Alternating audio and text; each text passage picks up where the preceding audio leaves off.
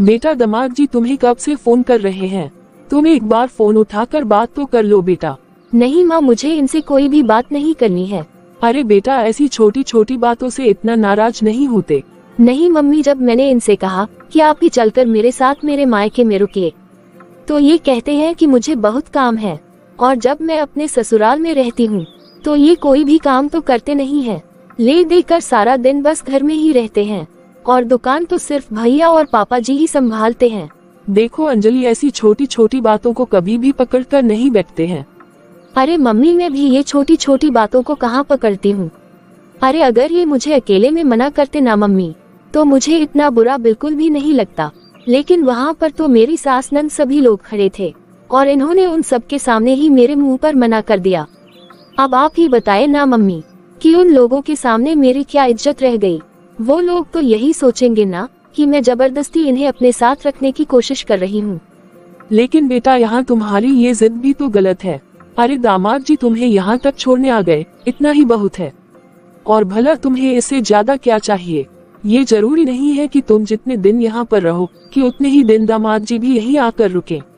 अरे उन्हें भी बहुत काम होते होंगे। अरे इतना बड़ा परिवार है तुम्हारा, और इतने बड़े परिवार की 100 जिम्मेदारियाँ होती है। अरे चाहे तुम्हारे ससुर और जेठ दुकान संभालते होंगे, लेकिन घर में भी कई काम होते हैं ना। वो सब मुझे नहीं पता मम्मी, लेकिन आपको तो अच्छे से मालूम है ना कि मैं अपनी जिद तो हमेशा ही पूरी करके ही मानती हूँ, और मैं आप लोगों से भी कह देती हूँ कि इनका फोन उठाने की जरूरत नहीं है। अरे अंजलि दीदी, आप जीजा जी का फोन क्यों नहीं उठा रहे हो? वो बेचारे कब से आपको फोन कर रहे हैं, लेकिन आप तो उनका फोन ही नहीं उठा रहे हो। देखना बेटा, मैं इसे कब से समझा रही हूँ, लेकिन ये तो मेरी बात जैसे समझने को ही तैयार नहीं है। भाभी, आपके कुछ भी बोलने के पहले ही मैं आपको रोक देती हूँ। अगर आप इनके विषय में कोई बात बोलना चाहती हो ना, तो भाभी प्लीज आप कोई बात मत कहिएगा, मुझे इनसे कोई बात नहीं करनी है। हाँ, यदि इन्हें मुझसे बात करना है ना, तो उन्हें यही आकर मुझसे बात करना होगी। फोन में तो मैं इनसे बिल्कुल भी बात नहीं करूँगी। ठीक है दीदी, यदि फिर से जीजा जी का फोन आएगा ना, तो मैं फोन उठाकर उन्हें बता दूंगी कि दीदी आपसे बहुत ही नाराज हैं। अरे इन्हें क्या लगता होगा कि मैं इनकी भाभी की तरह सीधी सादी भोली भाली हूँ। मैं तो अपनी जिद मनवा कर ही रहूंगी मम्मी। नमस्ते मम्मी जी। नमस्ते भाभी। अरे नमस्ते जीजा जी, आप आइए ना।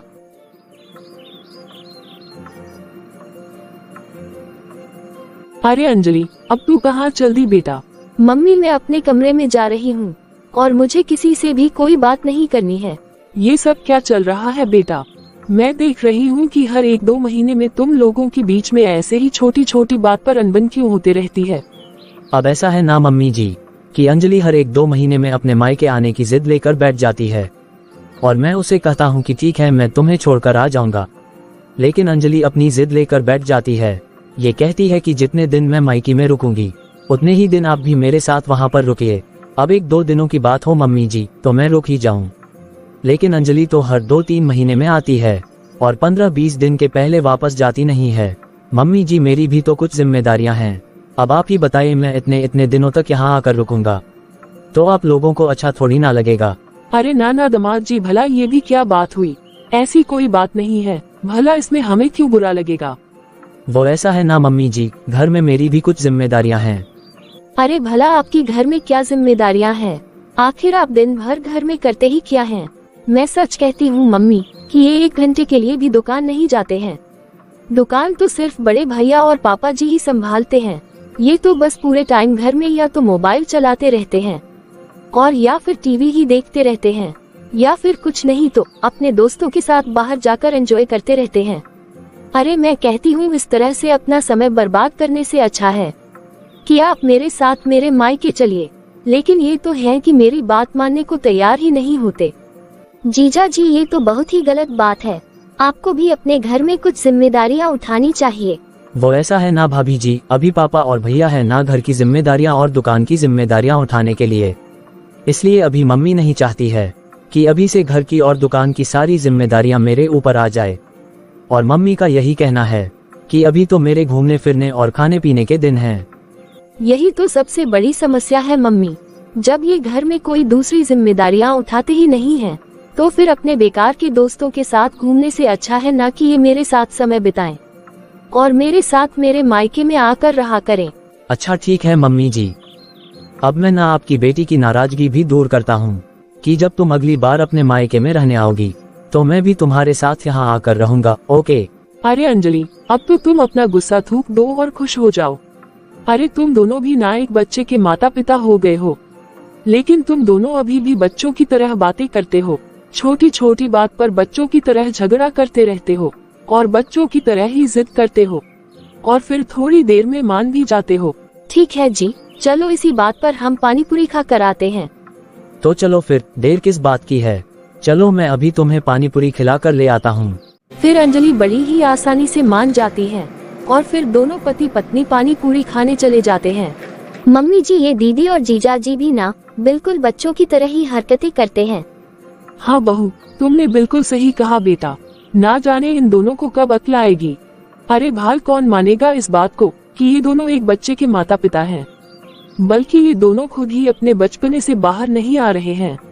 लेकिन मम्मी जी, आखिर ऐसे कब तक चलेगा? अब जीजा जी को ना थोड़ी जिम्मेदारियाँ उठानी ही चाहिए। अरे अब वो अकेले तो है नहीं, बल्कि अब उनकी एक पत्नी और उनका एक बेटा भी है। हाँ बहू, तुम बिल्कुल ठीक कह रही हो बेटा, ये बात हमें तो समझ आ रही है, लेकिन समधन जी को भी तो ये चीज दिखाई देनी चाहिए ना कि अब उन्हें उनके छोटे बेटे को भी थोड़ी बहुत जिम्मेदारियां सौंप देनी चाहिए। हाँ मम्मी जी, और हम जीजा जी से एक एक करके कहेंगे तो शायद उन्हें अच्छा नहीं लगेगा। इस तरह धीरे धीरे समय बीतने लगता है। अब तो अंजलि हर 2 महीने में अपने मायके आ जाती है और साथ में अपने पति और बच्चे को भी ले आती है। और जब भी अंजलि अपने मायके में आती तो 15-20 दिन के पहले वापस अपने ससुराल नहीं जाती और बेचारी अंजलि की भाभी बस अपनी नंदोई और उनके बच्चों की सेवा में ही लगी रहती। भाभी, आज आप क्या बना रहे हो? अरे दीदी, आप कब आए? बस अभी अभी तो आई हूँ भाभी। अच्छा, तो आपको जीजा जी भी छोड़ने आए हैं क्या? अरे भाभी, आप पिछली बार की बात भूल गई हो क्या? पिछली बार इन्होंने मुझसे वादा किया था ना कि अब से मैं जब भी मायके आऊंगी तो ये भी मेरे साथ रहने मेरे मायके आएंगे। इसलिए तो फिर क्या था, मेरा यहाँ आने का मन किया और मैंने इनसे कहा कि चलो अब आप भी मेरे साथ चलो। अब आपको अपना वादा तो निभाना ही पड़ेगा। बस तो फिर क्या था, ये मेरे साथ यहाँ चले आए। अच्छा दीदी। अच्छा भाभी, वैसे आप क्या बना रही हैं? हाँ अंजलि दीदी, आज तो मैं गोभी की सब्जी और पूरी बना रही हूँ। मैंने सब्जियाँ तैयार भी कर ली है। अरे नहीं नहीं भाभी, आप ये गोभी की सब्जी तो रहने दीजिए, आप इनको ना राजमा चावल बनाकर खिला दीजिए। इनका ना राजमा चावल खाने का बड़ा मन कर रहा है। ये ना कल मेरे से बोल भी रहे थे कि मैं इनके लिए राजमा चावल बना लूं, लेकिन वो तो मैं पहले ही खाना बना चुकी थी। तो भाभी, आप ना आज राजमा चावल ही बना लीजिए। राजमा चावल? अच्छा ठीक है, मैं अभी बना देती हूँ। अच्छा ठीक है भाभी, आप थोड़ा कोशिश करना कि जल्दी बन जाए, हम लोगों को बहुत ही जोर से भूख लगी है। ठीक है भाभी, जब बन जाए तो आप मुझे आवाज लगा देना। ठीक है दीदी। अरे मुझे तो लगा था कि नंदोई जी उस दिन मजाक कर रहे हैं, भला वो कहाँ अंजलि दीदी के साथ आ सकते हैं, और वो भी इतने दिनों के लिए। और ये अंजलि दीदी तो ऐसे ऑर्डर लगाकर चली जाती है कि जैसे खाना बनाने में मेहनत ही नहीं लगती है। इनको तो कभी मुझ पर तरस ही नहीं आता है। अरे मैं अकेले ही घर का सारा काम करती हूँ और ऊपर से ये अंजलि दीदी हर 1.5-2 महीने में यहाँ रहने आ जाती है। और मम्मी जी भी अंजलि दीदी से कभी कुछ नहीं कहती है। अरे भाभी सुनिए ना, ये बोल रहे हैं कि पहले एक अच्छी अदरक इलायची वाली चाय पिला दीजिए। ठीक है दीदी, अभी लेकर आए। अब तो बेचारी रजनी के पास एक ही काम बचा था कि वो हर महीने अपने नंद और नंदोई की सेवा करे।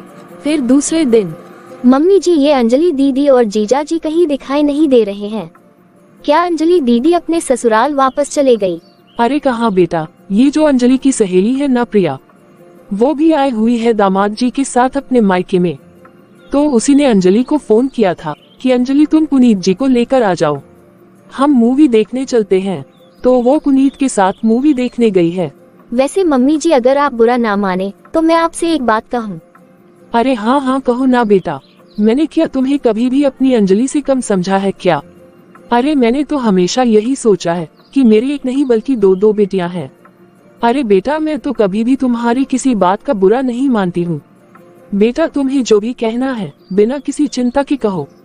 मम्मी जी, वो मैं ये कह रही थी कि अंजलि दीदी और पुनीत जीजा जी का ऐसे बार बार यहाँ आना और फिर इतने दिन तक यहाँ रह कर जाना, ये मुझे ना थोड़ा ठीक नहीं लग रहा है। क्या मम्मी जी आपने पुनीत जीजा जी की मम्मी से इस बारे में बात की है? हाँ बेटा, मैंने समधन जी से इस बारे में बात की थी और समधन जी बता रही थी कि अंजलि अपने ससुराल में बिल्कुल भी रहना नहीं चाहती है। ये अंजलि तो घर के कामकाज से दूर भागती है। अरे बेटा, मैं तो खुद ही अंजलि की ऐसी हरकतों से बहुत ही परेशान हूँ, लेकिन यदि अभी मैं उसे कुछ कहूँगी तो तुम्हें तो उसका गुस्सा मालूम ही है।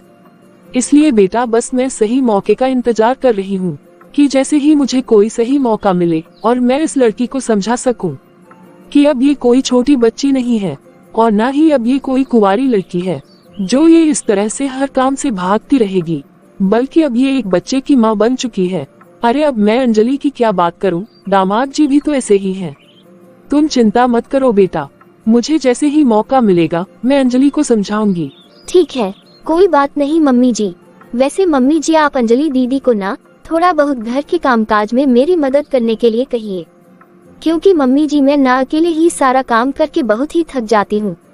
हाँ बेटा, ये सब तो मैं भी देख रही हूँ कि तुम सारा काम करके शाम होने तक बहुत ही थक जाती हो। तुम चिंता मत करो बेटा, मैं मौका देखकर अंजलि से बात करती हूँ कि कुछ और ना सही वो घर के काम में ही तुम्हारी मदद कर दिया करे। ठीक है मम्मी जी, आज तो बहुत ही मजा आया ना जी। हाँ, बहुत ही इंटरेस्टिंग मूवी थी। अरे तुम लोग आ गए बेटा। हाँ मम्मी, बहुत ही मजेदार मूवी थी, लेकिन अब ना हमें बहुत ही जोरों की भूख लगी है।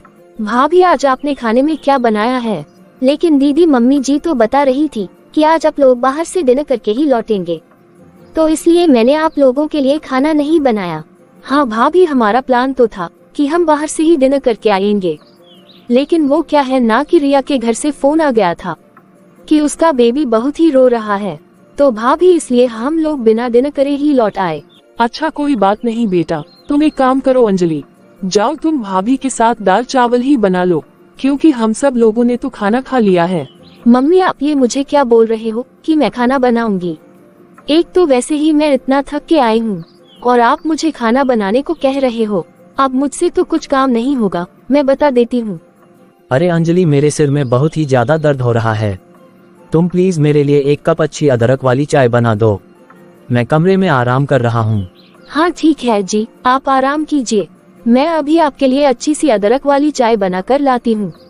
चलिए दीदी, हम दोनों मिलकर खाना बना लेते हैं। वाह मम्मी, देखा आपने भाभी को? शायद इसी को कहते हैं कि 4 दिन की चटक चांदनी और फिर अंधेरी रात। क्या मतलब है दीदी आपका? क्या मतलब है इस बात का जो आप मुझे कह रही है कि 4 दिन की चटक चांदनी? अरे भाभी, सही तो कह रही हूँ। अरे मैंने आपको जरा सा खाना बनाने के लिए क्या कह दिया? आप तो उल्टा मुझे ही सुनाने लगी। अरे मम्मी, आप चुपचाप सुन रही है, आप भाभी से कुछ कहिए ना। भाभी कैसे मुझे खाना बनाने को बोल रही है? अंजलि, तुम्हारी भाभी तुम्हें खाना बनाने को नहीं बोल रही है, बल्कि वो तुम्हें सिर्फ अपने साथ मदद करवाने के लिए बोल रही है। मम्मी, क्या आपको दिखाई नहीं दे रहा है कि हम लोग अभी अभी मूवी देख कर आए हैं और मैं कितनी थकी हारी आ रही हूँ? एक तो हम लोगों ने उस रिया की वजह से डिनर भी नहीं किया है और ऊपर से ये भाभी।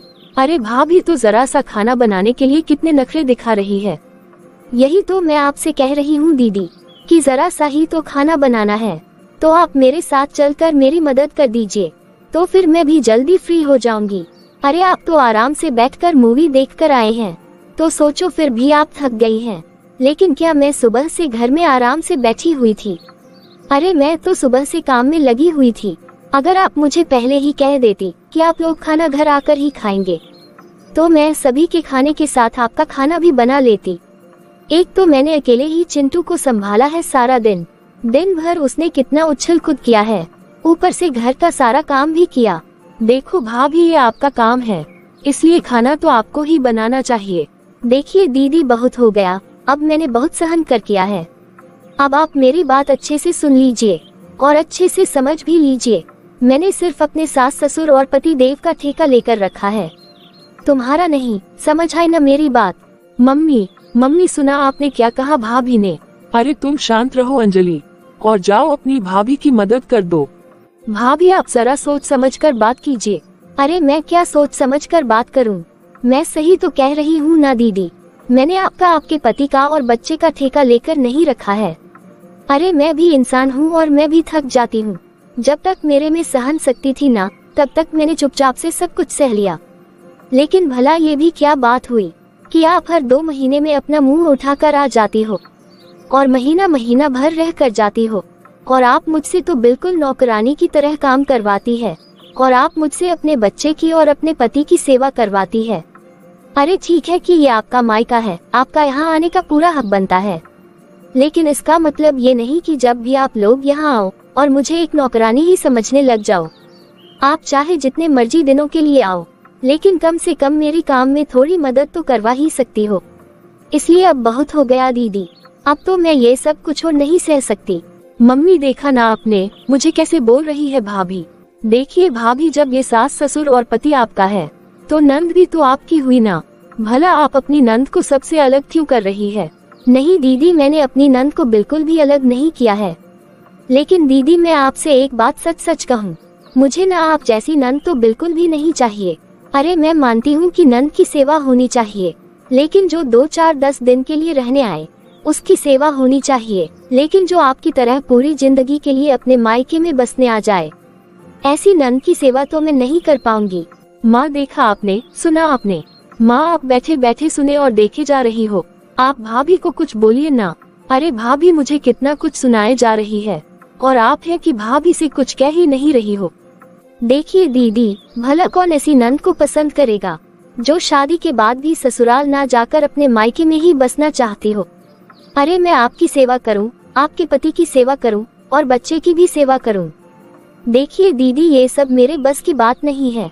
आप खुद ही अपने परिवार को संभालिए।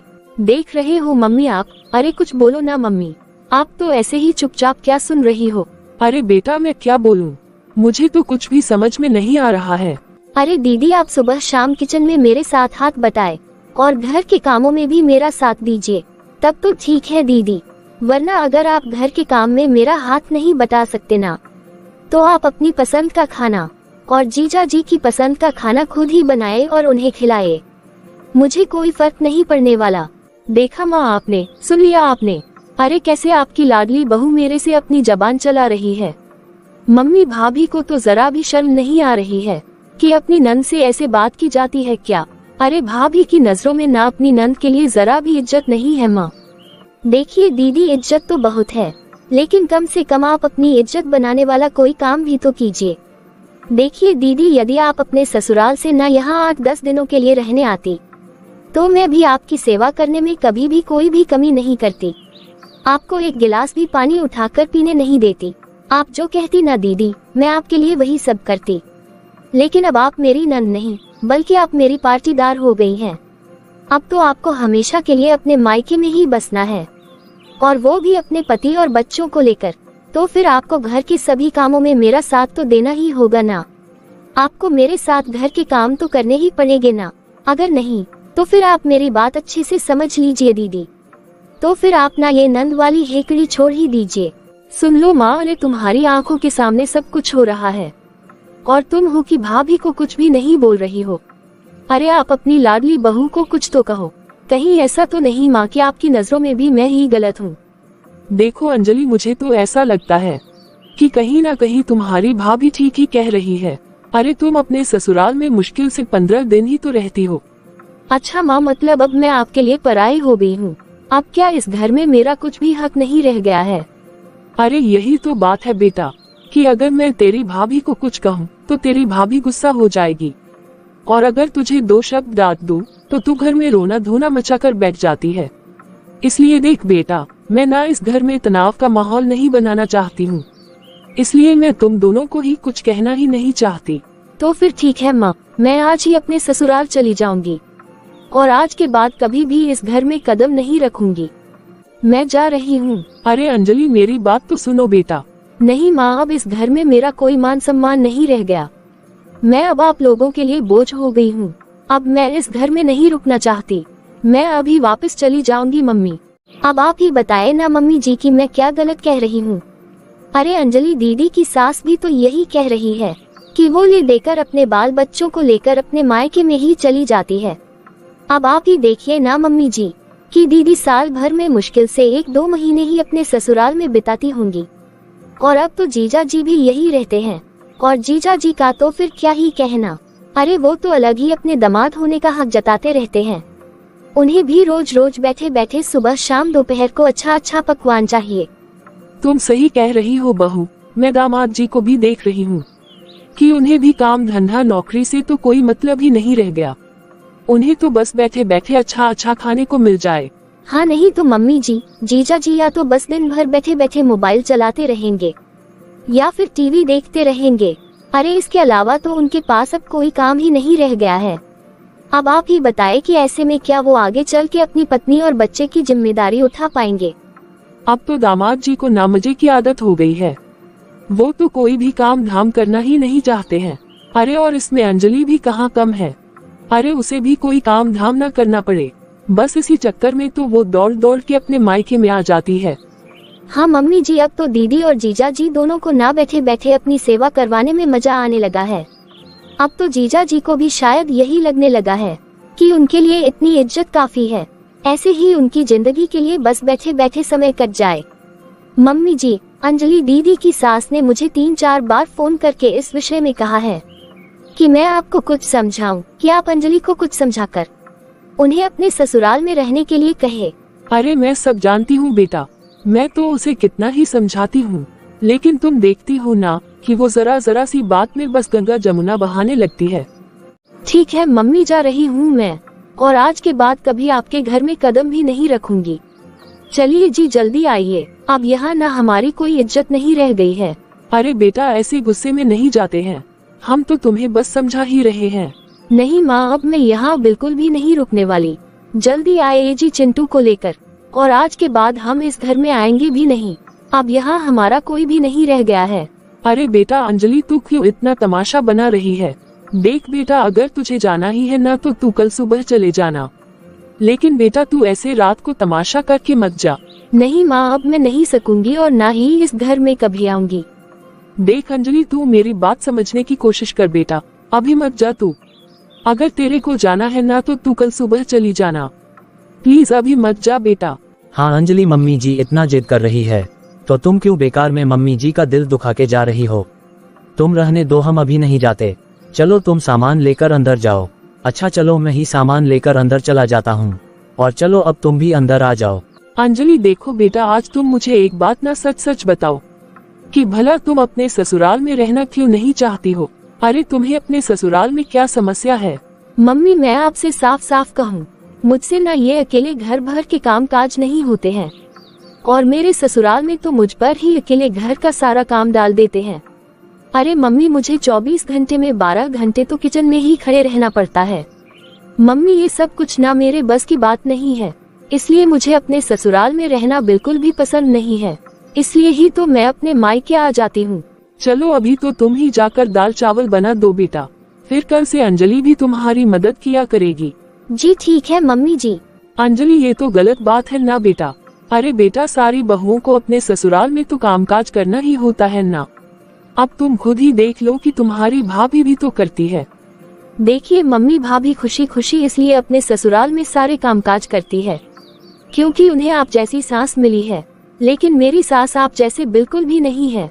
अरे मम्मी, मेरी सास तो दिन भर डंडा लेकर सिर पर ही बैठे रहती है। अरे बहू, तुमने ये नहीं किया, तुमने वो नहीं किया। अरे मम्मी, हमारे घर और मेरे ससुराल में जमीन आसमान का अंतर है। ठीक है बेटा, बाकी बात हम लोग कल करेंगे। अभी तुम्हारी भाभी अभी दाल चावल बना देती है, तो तू दामाद जी के साथ खाना खा लेना। ठीक है मम्मी। फिर अगले दिन सुबह, अरे मुझे तो लगा था कि मैंने अंजलि दीदी के ऊपर इतना गुस्सा किया और मम्मी जी ने भी उसे इतना डांटा है, तो शायद वो आज सुबह जल्दी उठकर मेरे साथ घर के काम काज में मेरा हाथ बटाएंगी। लेकिन इसे तो जैसे कुछ फर्क ही नहीं पड़ता। अरे ये तो अभी तक सोकर ही नहीं उठी है। भाभी नाश्ते में ना ये छोले भटूरे खाना चाहते हैं तो आप अभी छोले भटूरे ही बना लेना, और ये दोपहर के खाने में कढ़ी चावल खाना चाहते हैं तो भाभी अपना दोपहर के खाने के लिए आप कढ़ी चावल भी बना लेना। आपका क्या मतलब अंजलि दीदी कि नाश्ते में ये बना लेना और दोपहर में वो बना लेना? बल्कि आप तो ये कहो कि घर में जो बना है हम वो खा लेंगे। अरे ये क्या बात हुई भाभी, अब मुझे तो ये सारी चीज खाने का मन नहीं है। अरे आप मेरे लिए नहीं बना सकती तो ना सही, पर आप कम से कम इनके लिए तो बना दो। देखो अंजलि दीदी, अब ये इनके उनके बहुत हो गया। जीजा जी अब इस घर के मेहमान नहीं रह गए, और ना ही आप, इसलिए देखो मैं आप लोगों की रोज रोज की फरमाइश पूरी नहीं कर सकती। अब तो घर में जो सबके लिए बन गया है वही आप लोगों को भी खाना होगा। अरे मैं ही गलत हूँ, मैं ही बुरी हूँ, मैं तो इस घर के लिए बोझ हो गई हूँ। रहने दीजिए भाभी, आप कुछ मत बनाए मेरे लिए, मैं बिल्कुल कुछ भी खाऊंगी पीऊंगी नहीं। किसी ने सच ही कहा है कि घर में भाभी के आ जाने के बाद ना एक लड़की सुकून से अपने मायके में भी नहीं रह सकती। अरे भाभी, आपके आने के बाद तो 2 टाइम की रोटी भी शांति से नसीब नहीं होती। हे भगवान, मुझे ये कैसे कैसे दिन देखने पड़ रहे हैं। दीदी देखिए, आप सुबह सुबह ये बेमतलब नौटंकी मत कीजिए। अरे अंजलि क्या हो गया? भैया, अच्छा हो गया भैया कि आप आ गए। देखिए ना, मैंने भाभी को जरा सा ही क्या बोल दिया कि भाभी आज मेरा छोले भटूरे खाने का मन कर रहा है, तो आप मेरे लिए छोले भटूरे बना दो। तो भाभी तो मुझे कितना सुनाई ही जा रही है। भैया, भाभी मुझे कहती है कि तुझे जो खाना है वो खुद से बनाकर खा, मैं तेरी नौकरानी नहीं हूँ। अरे दीदी, आप इतना ड्रामा क्यों करती हैं? अरे मैंने तो ऐसा कुछ कहा ही नहीं आपसे। क्यों रागनी, क्या कहा तुमने अंजलि से? देखिए जी, ये बेकार की पंचायत में मत पड़िए आप। मैंने इनसे ऐसा कुछ भी नहीं कहा है। मैंने तो दीदी से सिर्फ इतना कहा है कि आप घर के कामकाज में मेरी मदद किया करो। अब आप ही बताएं, मैंने इसमें ऐसा क्या गलत कहा है? अरे मैं भी तो इंसान हूँ, मेरा खून भी तो लाल है। अरे मैं भी तो थकती हूँ ना। शेखर, तू इन लोगों की बातों में मत पड़ बेटा, तुझे ऑफिस के लिए देर हो रही है ना, तो बेटा तू अपने ऑफिस के लिए निकल। ठीक है मम्मी। देखिए ना माँ, आपकी लाडली बहू मुझे कितना कुछ सुनाई जा रही है। देख अंजलि, सुबह सुबह इस तरह से घर में तमाशा करना अच्छा नहीं लगता। अरे घर के 4 काम के लिए इस तरह घर में हल्ला नहीं फैलाते हैं। अरे थोड़ा बहुत घर के काम में अपने भाभी के हाथ बटा दिया कर। मम्मी, अब आप ही शुरू हो गई। आपको मालूम है ना कि मुझे ये घर के काम काज करना बिल्कुल पसंद नहीं है, और जब मैं अपने मायके में हूँ और अगर यहाँ आकर भी मैं घर के काम काज करूँ तो मेरे मायके में होने का मतलब ही क्या रह जाएगा। ठीक है, यदि भाभी मुझे खाना बनाकर नहीं देना चाहती तो कोई बात नहीं, मत दीजिए, मैं भी भूखे रह जाऊंगी। अरे इस घर का एक गिलास पानी भी नहीं पीऊंगी। बेटा अंजलि, हर बातों का तू गलत मतलब क्यों निकाल लेती है? मैं सब समझती हूँ मम्मी। देखना बेटा, अब क्या करूँ, मैं तो इसके भले के लिए ही सोच रही हूँ ना।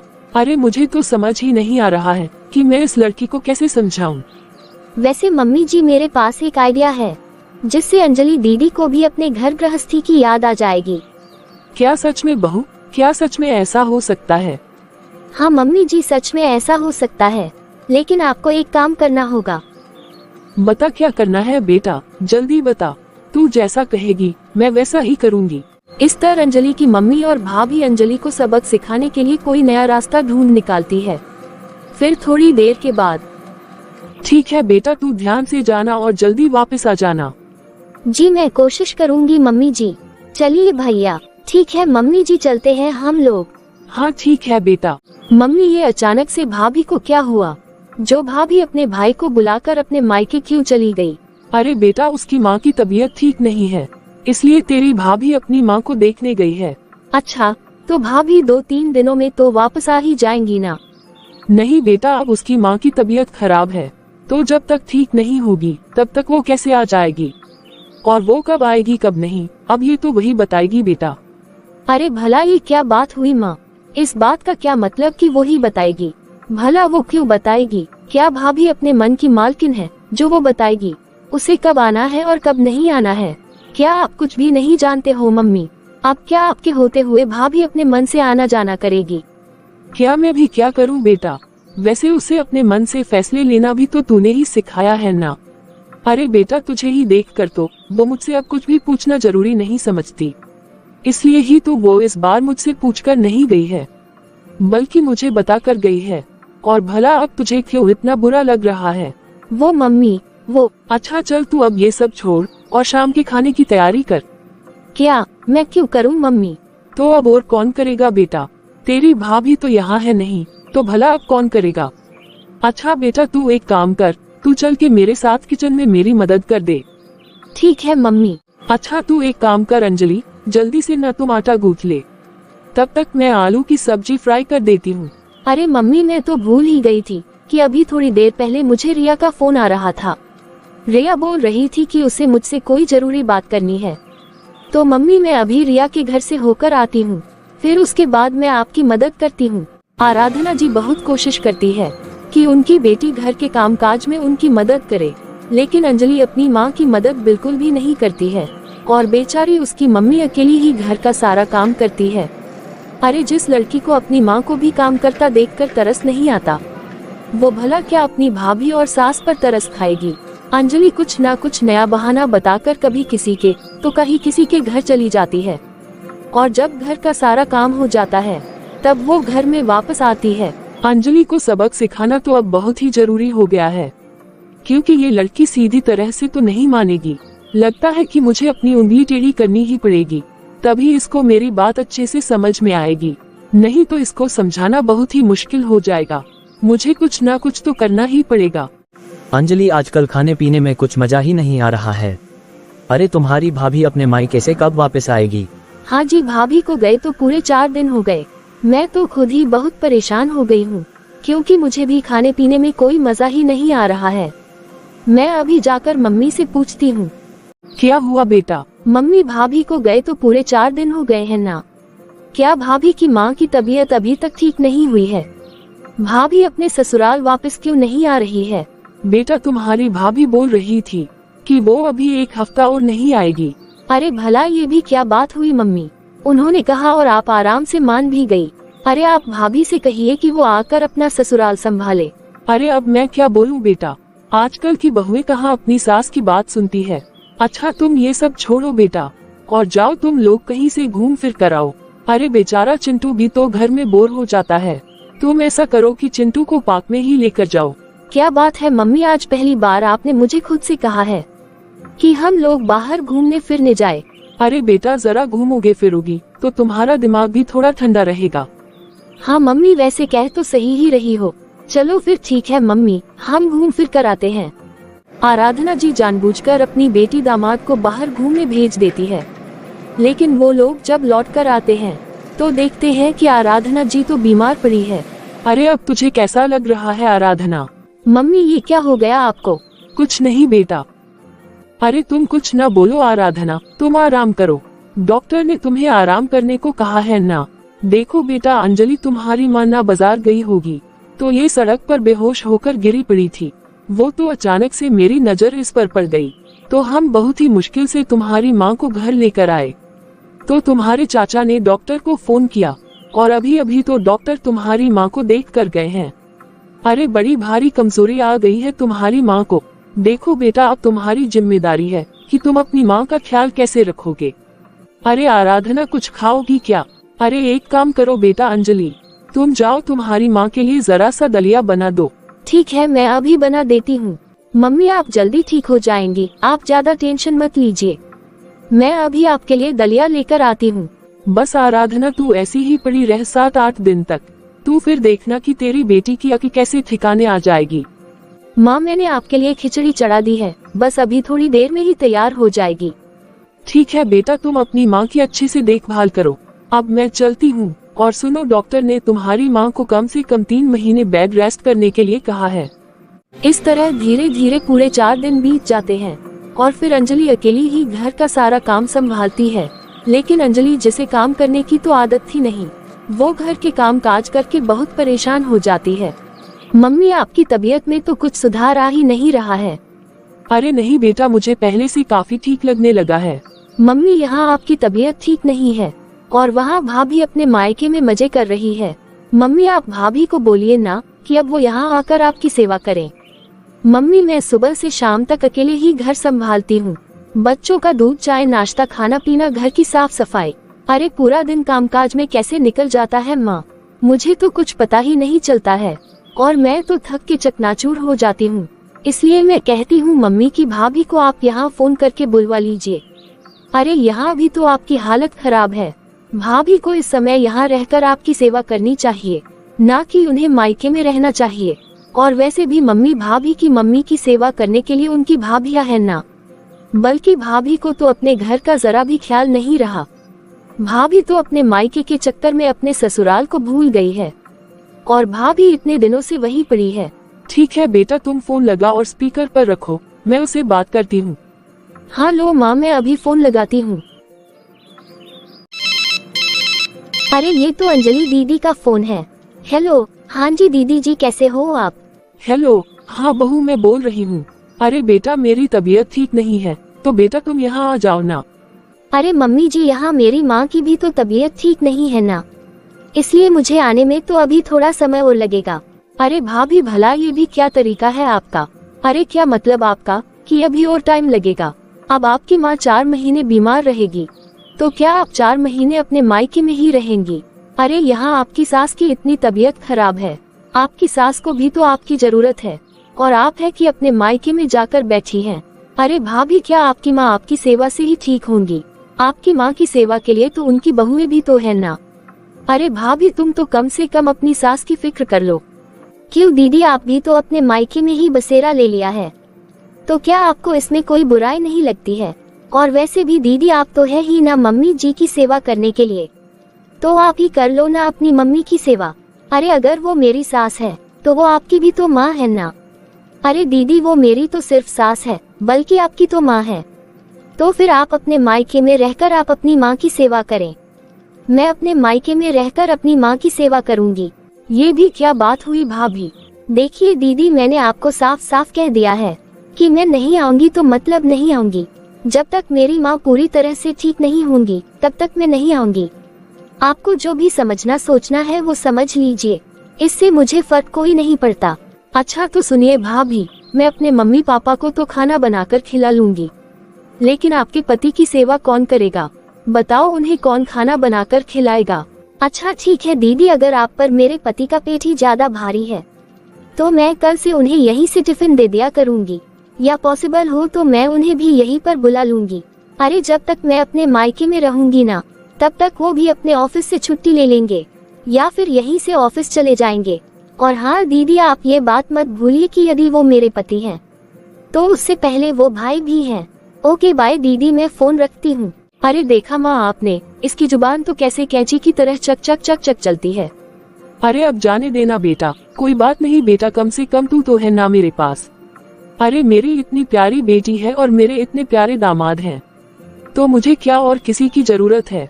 मम्मी अब कैसी है आपकी तबीयत? हाँ बेटा, थोड़ी ठीक हूँ मैं। ठीक है मम्मी, मैं रागनी के मायके जा रहा हूँ, मैं आपको देखने आते जाते रहूँगा। अरे भैया, ये क्या बोल रहे हो आप? अरे अपनी बीमार माँ को छोड़कर आप भाभी के मायके जाएंगे? वो ऐसा है अंजलि कि मैं बहुत दिनों से अपने ससुराल नहीं गया हूँ, और वैसे भी सासू माँ की तबीयत ठीक नहीं है, तो उनकी खबर लेने मुझे तो जाना चाहिए ना। और वैसे भी मेरी माँ का ख्याल रखने के लिए तुम और जीजा जी तो यहाँ पर है ना। अब तो शेखर भी अपने ससुराल चले जाता है, लेकिन इधर घर की जिम्मेदारी अंजलि और पुनीत पर आ जाती है। जैसे मार्केट से सब्जी लेकर आना, राशन लेकर आना, ये सारी जिम्मेदारी बेचारा पुनीत निभाता है। अंजलि अकेले ही घर का सारा काम करती है, और वो अब घर का काम कर कर के बहुत परेशान हो जाती है। अब तो उसे ऐसा लगने लगा था कि यहाँ रहने से बेहतर है कि वो अपने ससुराल ही चली जाए। और अब तो पुनीत भी अपने ससुराल की जिम्मेदारियां उठाते उठाते त्रस्त हो जाता है। उसे भी लगने लगता है कि वो अपने घर में ही अच्छा है। अंजलि एक बात कहूँ मैं तुमसे, कि तुम्हें नहीं लगता कि तुम अपने मायके में रानी की जगह नौकरानी बन गई हो? क्योंकि तुमने तो अपने सारे पैंतरे लगा लिए हैं, लेकिन तुम्हारी भाभी अपने मायके से आने का नाम ही नहीं ले रही है। और अब तो तुम्हारे भैया भी अपने ससुराल चले गए हैं, और घर की हर छोटी छोटी चीजों में मुझे ही अपने जेब से रुपए खर्च करने होते हैं। और अब तो मेरे पास भी इतने रुपए बचे नहीं है कि मैं मम्मी जी की दवाई या घर की सब्जी भाजी में रुपए लगा सकूं। इसलिए अंजलि, मैं चाहता हूं कि तुम मम्मी जी से बोल दो कि हम लोग अपने घर वापस जाना चाहते हैं। अरे अंजलि बेटा, कुछ खाने का मन कर रहा है, जा बेटा तू कुछ बना दे मेरे लिए, फिर मुझे दोपहर की दवाई भी तो लेनी है। जा बेटा जल्दी बना दे। माँ, अब बस मुझे नहीं रहना है तुम्हारे घर, जब मुझे इस घर में आकर नौकरों की तरह काम ही करना है। मेरे पति को भी अंदर बाहर का सारा काम अकेले ही करना है। इससे तो अच्छा है कि मैं अपने ससुराल में ही रहूं। अगर इतना काम मैंने कभी अपने ससुराल में कर लिया होता ना माँ, तो मेरी सास तो मुझे पलकों पर बिठा कर रखती। अरे मुझे इज्जत की 2 रोटी मिलती, और कम से कम ये मायके का एहसान तो नहीं रहता मेरे ऊपर। इसलिए माँ मैं कल के कल ही जा रही हूँ अपने पति को लेकर। आप बोल देना अपनी लाडली बहू से, फिर देखते हैं कि कितने दिन वो अपनी माँ की सेवा करती है। चलिए जी चलकर अपना सामान बांध लेते हैं। अरे गुस्से से ही सही, कम से कम पहली बार अपनी मर्जी से अपने ससुराल जाने को तैयार तो हुई है। अब अंजलि को अच्छे से समझ में आ गया है कि चाहे वो अपने मायके में रहे या अपने ससुराल में, वो जहाँ भी रहेगी उसे काम तो करना ही पड़ेगा। अब बिना काम किए कहीं भी गुजारा नहीं होता है। अरे चलो मैं अपनी बहू को फोन करके बता देती हूँ कि अंजलि अपने ससुराल जाने को तैयार हो गई है। अरे ये तो मम्मी जी का फोन है। हेलो, हाँ जी मम्मी जी। हेलो हाँ बेटा, अरे बहू अंजलि अपने ससुराल जाने को तैयार हो गई है। अरे बेटा तुम कल ही आ जाओ। ठीक है मम्मी जी, मैं कल आ जाऊंगी। फिर अगले दिन अंजलि बेटा तू थोड़ी दिन और रुक जाती। अरे मम्मी जी अब कैसी है आपकी तबीयत? लो देख लो, मिल गया महारानी को टाइम। लो मम्मी आ गई आपकी लाडली बहू। अरे नहीं दीदी, मैं तो सिर्फ मम्मी जी को देखने के लिए आई हूँ। मैं तो बल्कि आपसे ये कह रही थी कि आप 2-4 महीने और रुक जाती तो आप मम्मी जी की सेवा कर लेती, ताकि आप यहाँ रहकर अपनी माँ की सेवा करती और मैं अपने मायके में अपनी माँ की। क्या? अरे बिल्कुल भी नहीं, अब बहुत रह लिया भाभी आपने अपने मायके में। अब सिर्फ आप अपना ही घर संभालिए और मैं भी अपना घर संभाल लूंगी। मैं जा रही हूँ मम्मी, और मम्मी मैं फोन में ना आपका हालचाल लेती रहूंगी। ठीक है बेटा, तू खुश रहना अपने ससुराल में। अरे बहू अंजलि को उसके ससुराल भेजने के चक्कर में तुझे पता कि मुझे कितना ड्रामा करना पड़ा, और मुझे रोज रोज बस ये दाल दलिया और खिचड़ी ही खानी पड़ी। कोई बात नहीं मम्मी जी, हमारा प्लान सक्सेस होने की खुशी में आज तो मैं आपको आपकी पसंद का हलवा पूरी बनाकर खिलाती हूँ। हाँ ठीक है बेटा, जल्दी से खिला दे, मेरे से तो अब और बर्दाश्त नहीं हो रहा है। हम आशा करते हैं दोस्तों कि आप लोगों को हमारी ये कहानी जरूर पसंद आई होगी। यदि आपको हमारी ये कहानी अच्छी लगी हो तो प्लीज इस वीडियो को लाइक और अपने दोस्तों को शेयर करें, और आप हमें कमेंट करके जरूर बताएं कि आपको हमारी कहानी कैसी लगी। और इसी तरह की प्यारी प्यारी मोरल स्टोरीज देखते रहने के लिए आप हमारे चैनल पीकाबू हिंदी कहानियों को सब्सक्राइब करें।